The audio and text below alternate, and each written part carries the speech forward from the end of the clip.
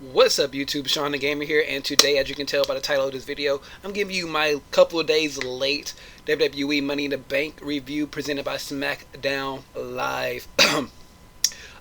So before I jump into that, let me explain some things about what's going on the channel real quick. Nothing bad, it's just a lot of things are happening right now in my life, so I'm trying to get everything settled. So for the past couple of months, I've been using my cousin's internet so I can try to save money and stuff like that. He has Xfinity, used to hotspots and stuff like that. So that's how I've been uploading and watching and things like that. So shout out to my cousin Thomas, the one who normally does the wrestling reviews with us. But sooner or later, I'm probably going to be getting my own internet because I did recently just get a new job. When I say recently, I mean yesterday. So I'm starting a new job. Started yesterday, so today is the second day. Got to go back tonight, working for FedEx Ground, and it's a night shift, so I'm probably going to be missing Raw and SmackDown, and I probably have to watch them tonight or the morning after, or like when I get home, because by the time I get home, they're literally going to be done. So like literally just ending, so I probably have to watch it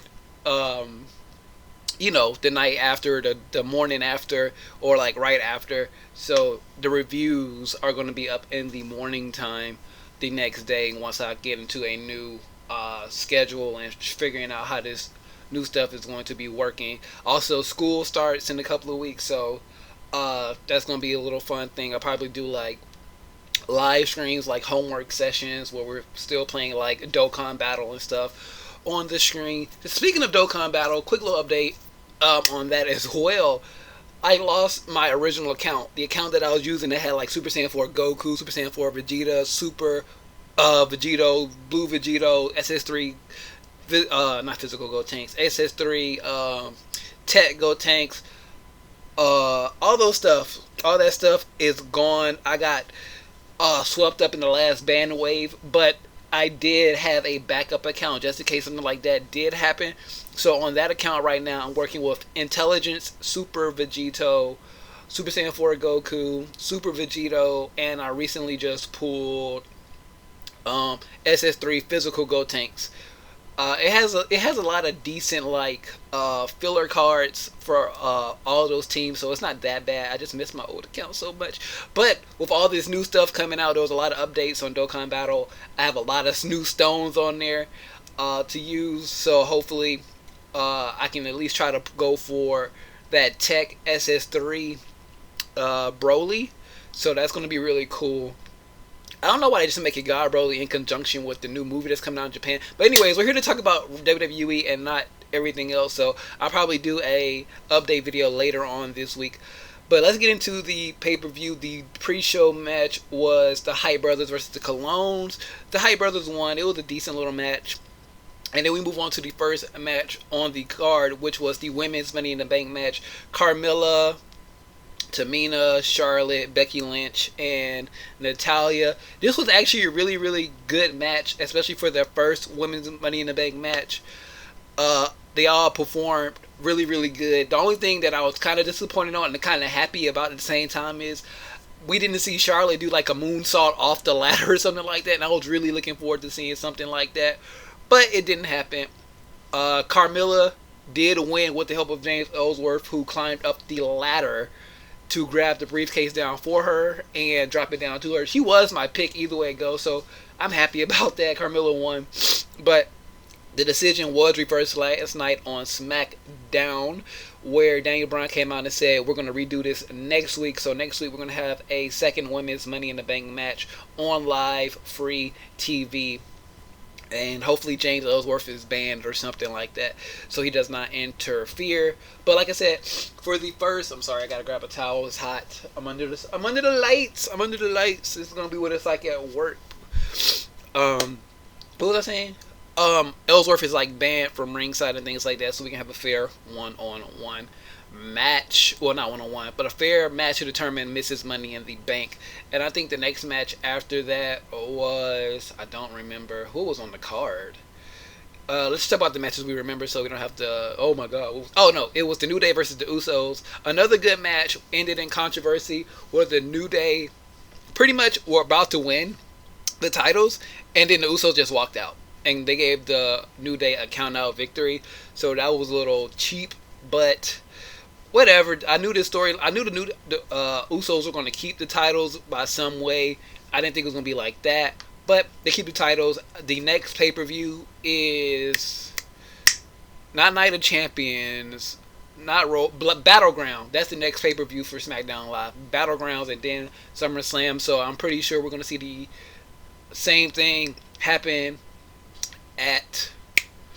something similar happened at Battleground, where the Usos win, but the Usos win and retain, but it's not going to be in a clean way. And then at SummerSlam, they're finally going to get the belt, them being the New Day. I can see them winning at SummerSlam to get that big pop. What else is there on this show? We had Jinder Mahal versus Randy Orton. Now, this match was actually decent for what it was.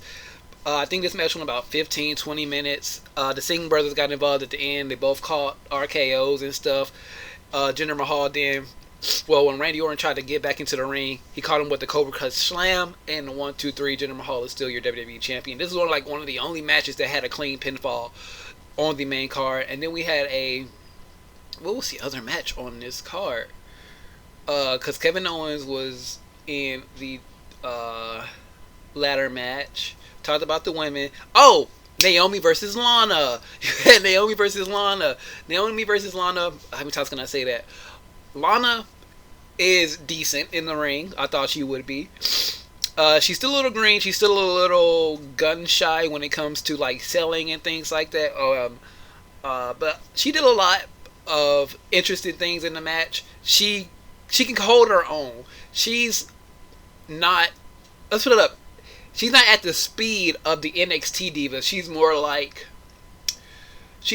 right before the Divas Revolution, when the women were starting to get better. Not the main roster women were starting to get better, but they weren't on the level as the Charlottes, the Becky Lynches and stuff down in NXT. She's on that level. So working with the Charlottes and the Beckys and the Natalias and things like that, and Naomi's, she's going to get better really quickly from what I saw, as long as she really, really wants to improve. I can see her improving very, very quickly, but Naomi retained. So at that point, Carmlla did tease a cash in, but she didn't do it. She should have. That way she would have at least had a chance at the championship instead of getting a script from her last night. And then the last match on the card was the men's Money in the Bank ladder match. Shinsuke, Dolph, Sammy, Owen, Styles. Did I say Zayn? And Zayn. Well, those 6 guys, while they were making their entrances, Baron Corbin was going to be the last one to make his entrance. Shinsuke came out second to last. While Shinsuke was making his entrance, Baron Corbin attacked him. So at this point, I thought, maybe they're taking Shinsuke out the match to protect him a little bit, and then they're going to put Ty Dillinger in the match. No, they just carried on with the match. A lot of good spots. Kevin Owens took most of the punishment. He took a Death Valley driver to the outside. He took some ladder slams. He took some bumps. He took a Kinshasa. Everybody took a lot of stuff. There weren't really any like big spots, but a lot of cool small spots to keep you entertained. Who won? Baron Corbin did win the match. Shinsuke did come back at the end. We had a nice little tease for Shinsuke versus AJ, where they were both about to climb the ladder after Shinsuke pretty much knocked everybody else out. AJ was on one side of the ladder. Shinsuke was on the other. They looked at each other like, You? And then they just moved the ladder aside and started beating the hell out of each other. AJ did start getting the upper hand.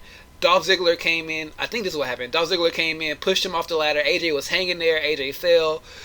There was some other stuff that happened. Baron Corbin got back into the match, knocked everybody out, and won the briefcase. Sorry that was like a really rushed description, but normally I would have like the websites up, but for some reason the Wi-Fi doesn't want to work back here at the moment. So back in my house, so I'm winging it from the top of my head. And I got my phone charging so I can get ready for work and stuff. But that was Money in the Bank. To go over the winners again. Hype Bros won. Carmella kinda won. Naomi won. The Usos won. No, the New Day won, but the Usos retained. because of count out.